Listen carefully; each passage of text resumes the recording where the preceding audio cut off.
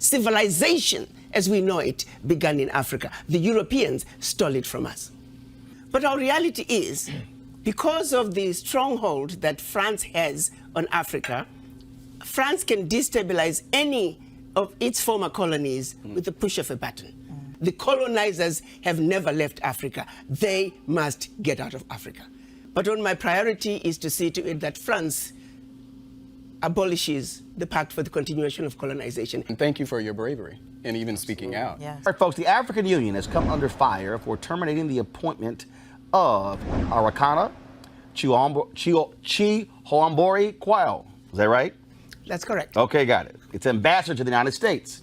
Now, a spokesperson for the AU chairman's office says that she has come to the end of her political appointment after spending 3 years in the position, but her supporters believe that she is being punished for her views. Joining us now for an exclusive interview about her dismissal is the former AU ambassador to the United States. So, do you believe that the government of France still has a lot of control over a number of African nations of their former colonies? They have significant control over all of their former colonies, specifically 14 of them. Just to give you the highlights of what they did when they were giving the independence, so to speak, to their former colonies, they forced them to sign a document which they are calling the Pact for the Continuation of Colonization. You have to understand, on one hand, they are saying we're giving you independence, which turned out to be mostly political independence, but that you also have to sign this document, which is titled the Pact for the Continuation of Colonization. So you're going to be independent, but you have to agree to continue to be colonized. So 2 countries said absolutely not. We are not going to sign those that document. Those 2 countries? Mali and Guinea. Okay. And what the French did, they went into those 2 countries, took everything that they thought they had brought to those 2 economies, poured concrete into the sewage pipes, and completely devastating the 2 economies. This was done as a way of letting the other countries know that if you do not sign this document, this is the fate that awaits you.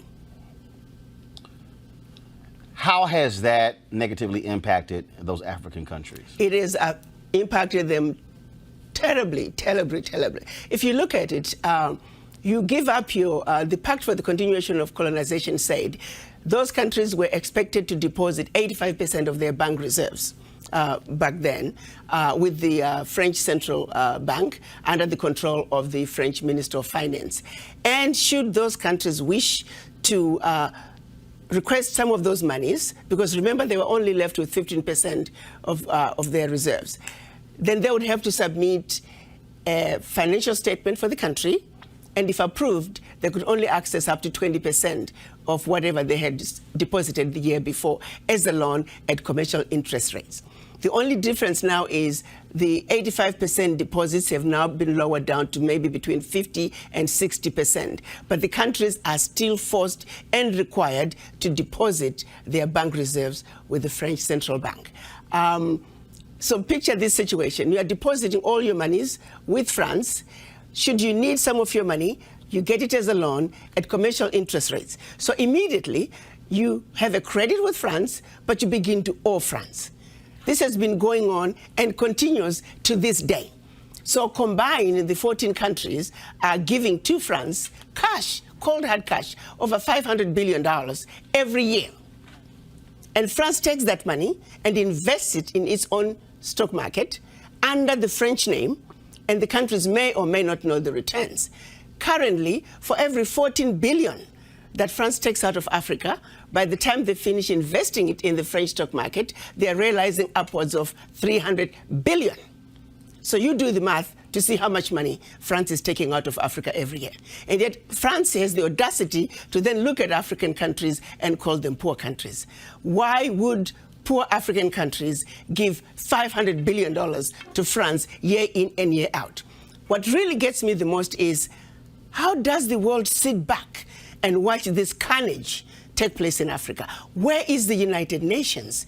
This is the body that's supposed to be looking out for any violations of human rights. It is my humble opinion that singularly, what France is doing to Africa is the biggest violation of human rights. women and children are dying of starvation, youth unemployment, when the same poor countries are giving $500 billion to France. It simply does not make any sense. And I don't know how the world can sit back and watch all this unfold and nobody is saying anything. It's unacceptable. It is wrong, and we're simply asking France to do what is right, what is just, and what is fair with the Africans. For the folks who don't know, explain the Berlin Conference. The Berlin Conference was our colonizers' way of seeing to it that Africa and her children are forever defeated and dominated. They came together in Berlin at the invitation of the then Chancellor of Germany, Bismarck, to divide up Africa. 1891, what was November 1884 to February of 1885. Got it. They met and chopped up Africa into the tiny little economies that we see today. Economies that clearly cannot survive on their own. Economies that are easy to destabilize should they begin to look like they're having a leg up. Economies that will make it very difficult for these countries to trade with each other. You see, economic development is increased productivity from one production cycle to the other. If you interfere with the ability of countries to trade, you immediately mess with economic development. So that partitioning of Africa back in 1884, and those partitionings remain in place today, is responsible for a lot of what has happened in Africa, our inability to grow our economies, our inability to travel from one country to the other. You look at tourism. If you need to go to Africa and visit 3 different countries, you got to send your passport to DC 3 different times. And each time your passport comes back, you got to send it again to another country, 2, 3, 4 weeks before you get your passport back. And then you got to send it back to Washington. At times, those embassies are on the same street. You could have walked from one embassy to the other, but you can't do it. And by the time you get your passport back with the 3rd visa, the visa for the first country is expired. Who needs to go through all that? So you say, forget it, I'm not going to Africa, I'm going to Europe. At every level, what we see happening today in Africa that affects economic development is directly related to what was done in 1884. You try to go from one part of Africa to the other. It's easier to fly into Europe and then come back down. Why? A lot of the airspaces were closed. All of it, thanks to the Berlin Conference. So people don't realize that that decision has everlasting implications on what goes on in Africa. And at the end of the day, it crystallizes down to our failure to grow our economies because it is very expensive to do business from one country to the other. So I'm going to Ghana in December. So if I'm in Ghana and I want to fly to Nigeria or go to Kenya, what's that process? Nigeria is almost impossible because it's going to take you a while to get a visa to go to Nigeria.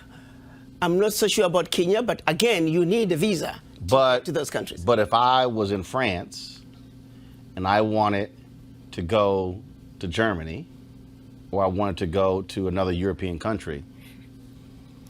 As a U.S. citizen with a U.S. passport, you're fine. You can just go. If you're from another country, you can actually just apply for what they call a Schengen visa. A Schengen visa allows you to travel throughout Europe. One visa will allow you to travel throughout Europe. Okay, but what I'm trying to understand is, so those rules that were set up that prohibits me from being in Ghana and deciding to say, hey, I want to go, the next 3 days I want to go to Nigeria.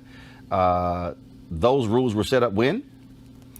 Those rules were set up back in 1884. However, we as African leaders now are beginning to realize that we need to do something about this. So a lot of them now, within Africa, we have what we're calling visa on arrival, where you show up at the borders and you can apply for a visa and you get it. But not all countries are doing visa on arrival. So you have to check the website of every country to see what, for your particular passport, what are the visa requirements. I want to show, so give our folks a sense of Africa before the Berlin Conference and afterwards, because when I look at this map, what I see is I don't see as many countries as we see today.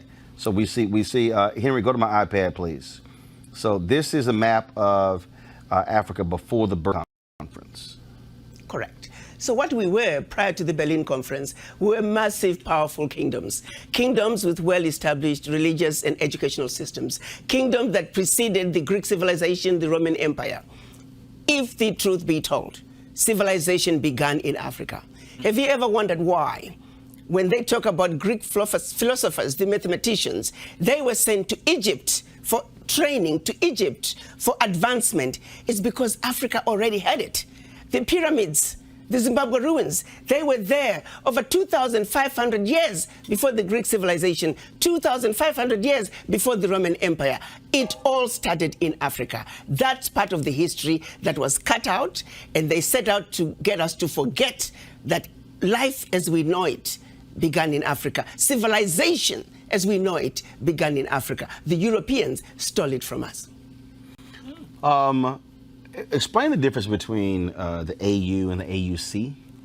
The African Union is the membership of all the 55 African heads of states. The African Union Commission is the working organ of the African Union. So the African Union has a president who's always another head of state, and that membership is for 1 year. The working organ of the African Union is the African Union Commission, and it also has a chairperson. That term is 4 years, and that's who Chairman Musa Faki Mahamat is. Jason. So, I wanted to ask a question, and if you knew, I have a friend who's from the Comoros Islands, and he was telling me about the difference between some of the other islands, and in particular, one island that's under French control called Mayotte. I was wondering if you could expand on that and tell me a little bit about. Well, basically, it's like when you go to the Caribbean. You can even go to St. Martin. You have one part which is Dutch and the other part which is French. They just chopped up these islands and these countries arbitrarily. It depends on who wanted what. You take, for example, part of the Kilimanjaro was supposed to all be in Tanzania, but I think it was one of the queens, the English queens was visiting, and the story goes that the granddaughter says, "Oh, but grandma, I like that mountain." And so the grandma just said, "Okay, no problem. Let's just move the border a little bit into Tanzania so my granddaughter can have part of Mount Kilimanjaro." It was so very random, depending on who felt what. You look at how the DRC dips into Zambia in a very funny way. It's because Leopold decided he wanted a little bit more of the copper in Zambia, so he just carved it out the way he wanted it. It was all very arbitrary, and if you had a voice and the ability to do so and say, "This is what I want," okay, no problem, we put the border here. You mentioned earlier how you don't understand how the UN or any other global humanitarian entity has not interfered and, acted on behalf of AU, AUC, etc. I have that same concern now that I'm listening to you. But has there been a process? Is there a process to act against France legally regarding the UN, The Hague? Anything, because this to me seems like a clear violation of humanitarian laws, especially your recollection of them dumping concrete into sewers. It is a serious violation against humanity. Well, let me say, over the years, we have had some heads of states who have tried to pull out of the Pact for the Continuation of Colonization. Sadly, there were coups in those countries, and they found their heads simply put, on the chopping block. They were assassinated. So the realities and the fear that countries might have are real because of the consequences from France should they decide to pull out. So there really hasn't been. Lately, we heard about the Vice Prime Minister of Italy. They were sick and tired of the young African youth crossing the Mediterranean and ending up on the southern borders. And so they challenged France and said, "Listen, next time we receive these refugees, we are going to bring them to France because you are the one who's taking all those funds out of Africa. That's why African economies cannot develop themselves because of what France is doing in Africa." So, but there hasn't been a coordinated effort to really say, France, enough is enough. You have got to stop this. And I think, as a black woman, as a mother, I'm at a point where I've had enough. What would that and take? something needs to be done. What would that take for a coordinated effort? If all of Africa could come together, if the entire continent could come together. But our reality is, because of the stronghold that France has on Africa, France can destabilize any of its former colonies with the push of a button. So the reality is, trying to push back against France is mission impossible at this time, which is why we are very pleased that finally the African heads of states were able to come together and agreed on what we are calling the African Continental Free Trade Area. You got to understand, back in 1963, when our Pan-African leaders came together and created the Organization of African Unity, they were trying to undo the damage done by the Berlin Conference. But unfortunately, when they went to Addis Ababa, they were divided. We had the Casablanca group, who were Ghana, Guinea, Mali, Egypt, Morocco, Algeria, and Tunisia. They were outnumbered by the others, who were the nationalists, who said, let's go slow. The Casablanca group, who said, Africa for the Africans, at home and abroad, African Union now. Had we won, had the Casablanca group won in 1963, Africa would be in a very different place, because all these borders would have been eliminated back then. They came up with a compromise, which we are calling Organization of African Unity. Year in, year out, for 55 years, the African heads of states met. The issue of an Africa speaking with one voice, one continent, one Africa was tabled, and year in and year out, we failed to reach consensus until last year, March 2018, when they finally agreed that enough is enough. Africa must speak with one voice. Africa must enter the world stage as one customs union, as one continent, speaking with one voice. That is the only way that Africa can begin to take her rightful place on the world stage. So it's been a lengthy process, thanks to the legacy of colonization. It seems to me that this should have been a slam dunk. It's common sense. But because of interferences from former colonizers that just kept getting in the way. You look, for example, now West Africa is trying to have the West African ECO and have one currency for West Africa. Even that process, it has taken decades because they keep getting interference from outside. So yes, efforts have been made, but not in a coordinated way because of influences and interruptions, interference from the outside. Ambassador, may I ask another question? And that is about Kwame Nkrumah. Do you think that France and some of these European powers were involved in the death of Kwame Nkrumah? Not so much France. France was mostly involved in coups that took place in its former colonies. We've had a total of 67 coups on the continent, and 26 countries were involved. And of the 26 countries, 16 countries were former French colonies. Hey, I just wanted to just mention very quickly, this is it's overwhelming. Yes, it is. And thank you for your bravery and even speaking out. Yes. But one of the things that I was sitting here and I was actually going to the comments, and I guess I don't have a question that's so much as a statement. The education that you're giving us, I've never really considered the Berlin Conference. I've never considered. That is what set all this in motion. Yeah, I mean, I've really never considered that. But to hear you really just give us that timeline and the parallel to what's happening here on the in the United States as far as European influence, and to hear what's going on in Africa and the things that have kept the African citizens, the motherland, have kept them behind, the money, the $500 billion, to France and things like that. It's a lot, but I could listen to you all day. I should say that. But the parallel that I'm really if we read these things in history books and we talk a lot in politics about, and a lot of people don't want to hear it because they say, well, that was a long time ago. Well, look at the result of what's happening now. So what do you want what can African Americans do to help? I want the African Americans to understand their history, to understand that what goes on in Africa is your problem. You must own it. As a person of African descent, Africa is home. Africa is your anchor.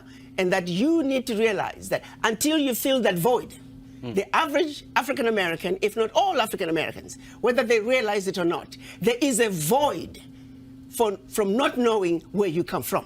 And that void has got to be filled in. It is a void that is very in the subconscious, deep in your subconscious. First, you must realize that void is there. African Americans and descendants of former slaves around the globe, they are the only ones who struggle with the issue of where do I come from. I want the African Americans to know that Africa is home, that what is going on in Africa is your problems and you must get involved. Until you reconnect with your anchor, which is Africa, you'll always be like a palm tree. When the wind blows this way, here we go. When the wind blows that way, here we go. Africa is home. Accept it. It is who you are. Your DNA is the DNA of an African. Your DNA is the DNA of originality. You are the origin of humanity, and Africa is home. Reconnect.